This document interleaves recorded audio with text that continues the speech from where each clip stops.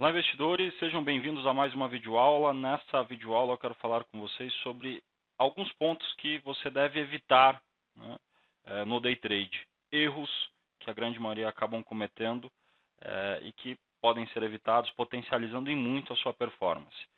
O primeiro erro que eu acho que a grande maioria comete é operar demais logo nos primeiros minutos de pregão, antes mesmo do mercado ter liquidez boa, antes mesmo do mercado definir qual é a tendência do dia, né?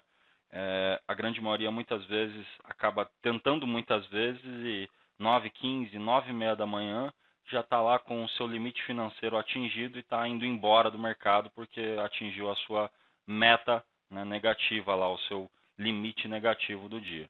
Então, talvez, né, esperar um pouco mais até que o mercado defina melhores condições e que ele demonstre um pouco mais a sua característica do dia, faça com que você seja um pouco mais assertivo.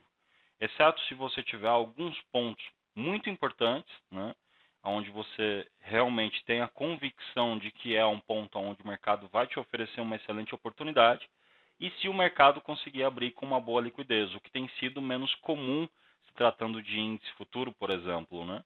A gente vê o book de ofertas do índice nos primeiros 2, 3, 4 minutos, muitas vezes com um book bem vazio.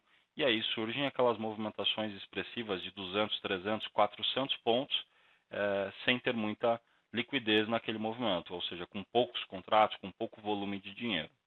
Um segundo ponto importante é a falta de padronização nos lotes, ou seja, acerta uma operação com poucos contratos, mas erra a maioria das operações com muitos contratos. Então você precisa ter padronização, seja para operações de correções nas médias, ou seja para operações de rompimentos. E isso vai partir, né, da sua definição de risco, uma vez que você tenha o pensamento, por exemplo, em compra na média de 72 períodos, e você vai executar uma operação que tenha R$ 200 de risco aqui, a hora que você pensa em fazer uma operação de rompimento, ela também tem que te oferecer os mesmos R$ 200 de risco. A diferença é exatamente a seguinte: se aqui você usou, por exemplo, 165 pontos de stop, né, 165 pontos de stop, e aqui em cima você vai usar metade disso, né, é simplesmente você dobrar a quantidade de contratos, né? Então, a conta acaba sendo essa, muito simples. Só que eu vejo a galera fazendo o seguinte: aqui onde era 165 pontos de stop, a galera coloca R$ 100 em risco, a maioria dos investidores, né, dos traders aí. E aí, a hora que chega no rompimento, lá em cima, aí topa colocar R$ 500 em risco porque o stop é mais curto. É difícil entender isso. Então você tem que ter uma padronização onde o risco seja o mesmo e o que muda é o tamanho do stop. Ou seja, você tem um stop de 165 pontos para as operações de correção e, por exemplo, um stop de 60 pontos para as operações de rompimento.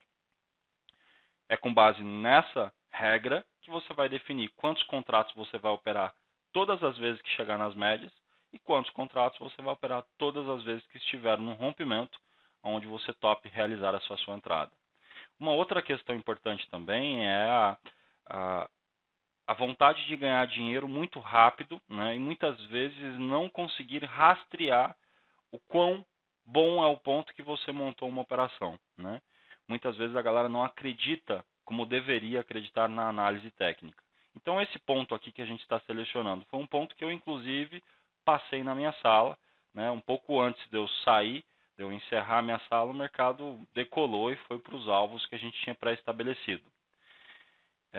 Esse é um ponto onde a grande maioria não consegue carregar a operação, porque um trade que te promete 700, 800, 1.000 pontos, não faz o menor sentido você encerrar ele com 100, 150, 200 pontos e ficar feliz com essa operação.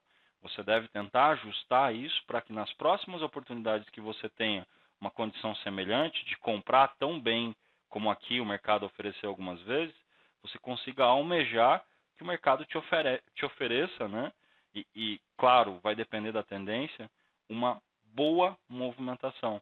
Se você detecta isso e consegue almejar isso e fica firme na operação, mesmo que você entre com menos contratos aqui nessa região de médias, caso o mercado tenha a movimentação de tendência, muitas vezes vai ser uma operação e já vai ser a sua meta de ganho também, ou seja, você gastou menos taxas, você se expôs menos vezes, né? Financeiramente também se expôs menos, né? E atingiu o seu objetivo do dia. Isso é importantíssimo, né? Então, a hora de ficar com a operação que é a operação nobre, muitas vezes a galera acaba matando essa operação cedo demais.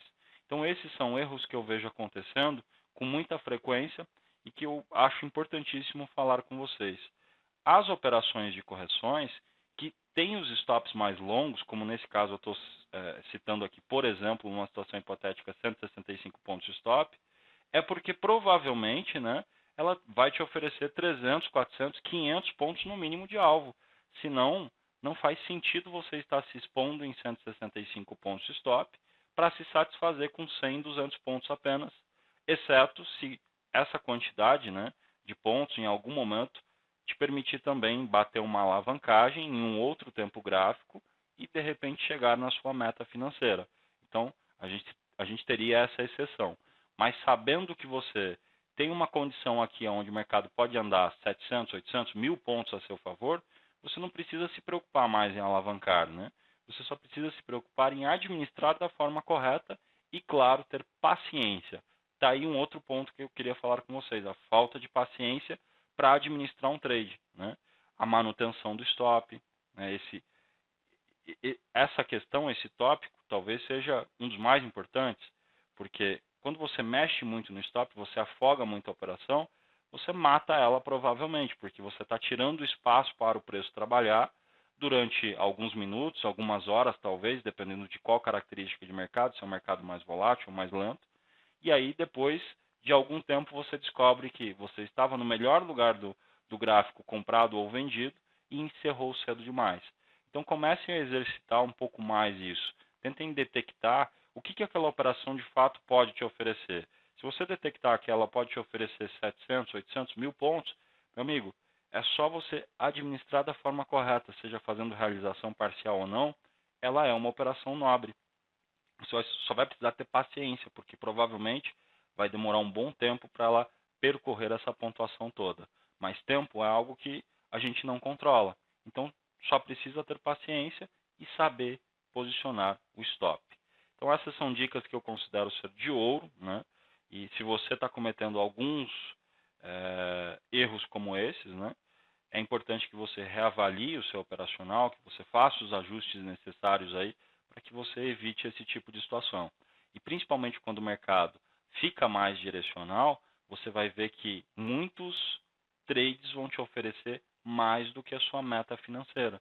Porque a quantidade de pontos que ele projeta, se você traçar Fibonacci, se você buscar suportes e resistências, topos e fundos, enfim, você vai detectar que tem alvo nobre.